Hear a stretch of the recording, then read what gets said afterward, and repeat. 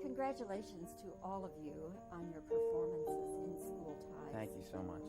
Really, Matt, that's a fine picture. Well, we're hoping that folks go see it. You know, we've worked so hard on it, and it's been such a long process that, you know, for me it's my first big movie and stuff, and you know, I'm just really I'm anxious about it. I'm really anxious about it. History on television, and here you are, grown up, 15. 15. Now working with the man himself. Now that must also be an odd feeling. Yes, and also Kermit the Frog, we must not forget. Was Kermit there too? Was Kermit there? Well, Jim. Jim is his voice. His voice is Kermit's Were voice. any of the Muppets there? No, no, not in the film. When you hear the voice, though? When you hear the voice, though, it's, I mean, in the beginning it was actually kind of hard. I would say, this is very strange, you know, I know this voice. Yeah. But, had you made up your mind to ask him anything in particular, or did you have any idea what you would first say when you met him? No, I didn't really think about it. Well, he told me he was nervous about meeting you, too. About meeting me? No. Oh, goodness. Take us onto the set. You're falling down. Yes. I read for the part of David, the quarterback, and so I started to audition for that part and read for 10 months, because it was an 18-month casting process. I read for 10 months for David, and then when we finally got to the screen test, they decided I wasn't right for David, and so they called me in the hotel in Los Angeles. Meanwhile, I'm from Boston, in the middle of L.A., and I'm going, oh, what's going on? And they call me and they go, well, you know, why don't you try the role of Charlie Dillon? And so I had one night to work on Charlie Dillon after this 10-month relationship to the character of David, and finally, you know, luckily I got it. So. Because when she's in Hoggle, she can't really see very much. She can see a little bit out of the mouth, but not that much, only when it's open. And she can't hear either. She has an earpiece in her ear, because the mechanisms of the facial expressions make so much noise, she can't really hear anything. And so she's like not really aware of what's going on around her, and I felt kind of responsible for her, you know. So the two of us are running away from this machine, and it's getting closer and closer and closer.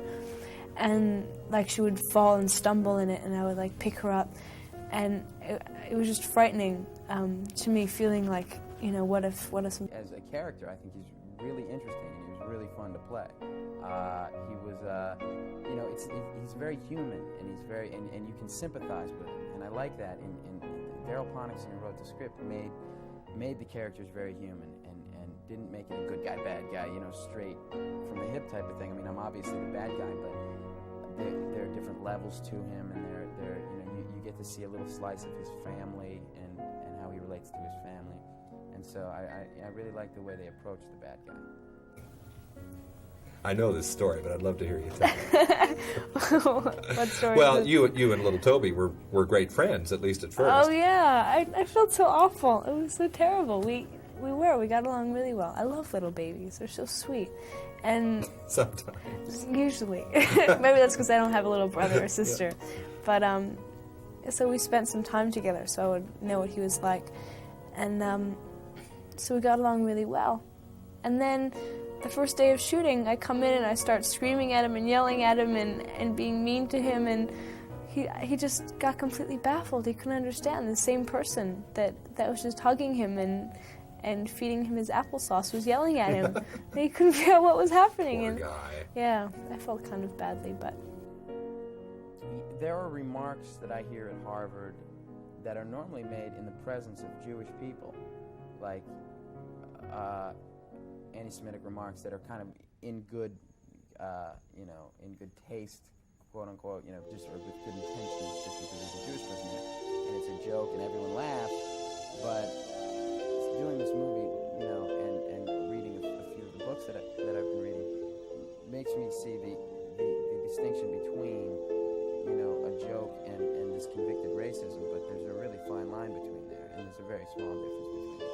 So I think you have to stop it in its embryonic stage, and that's the joke. And you have to say, no, you know, that joke is not okay with me. I think one that was really frightening to me was in the slashing machine scene, where there's this huge, we're in this corridor, and with Hoggle, there's a gate at the end, and behind us there's this huge machine with blades spinning in all different directions and points and spikes and whatever. And there are no doorways on either end. And I mean, on either side, there's no way to go up, there's no way to get out. We're just running, but there's no place to go. And it was really frightening. I wasn't really frightened for myself, because I knew everything was under control, but I was frightened for Shari, who is the girl who plays Hoggle. It's tough to say. I mean, because with my friends, we have a very loose, open relationship, and we'll get on each other, but it's tough to say, when do you draw the line? I think most people can tell when a joke is not in its proper setting. I mean, if I'm with my best friend and I want to make a joke about him, anything goes. With your close friends, anything goes. But it's tricky. The anti-Semitism is a lot larger than me and my friend. If he's Jewish, it's a lot larger than me and my friend. And we have to, if we are going to talk about it, we have to understand. We have to understand about the Holocaust. We have to understand that a joke made in good faith to a friend is dealing with an issue that caused a lot of pain to a lot of people. Especially about the things that I was involved with, about Sarah as a character. Jim, would just let me do whatever I thought was right, and if it didn't seem like it was working, he would give me suggestions, but, I put a lot into it also. Well, I went to public school in Cambridge, Massachusetts.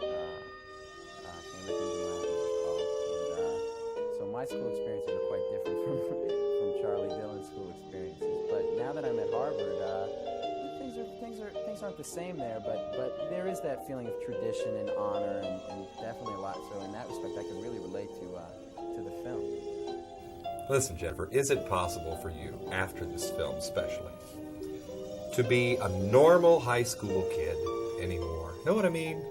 Is this like a turning point for you? There's no going back? No. Can you go back to high school as one of the guys? One of the guys? Yeah. Yeah, I can. You don't believe me? Are you sure? I am sure. Uh-huh.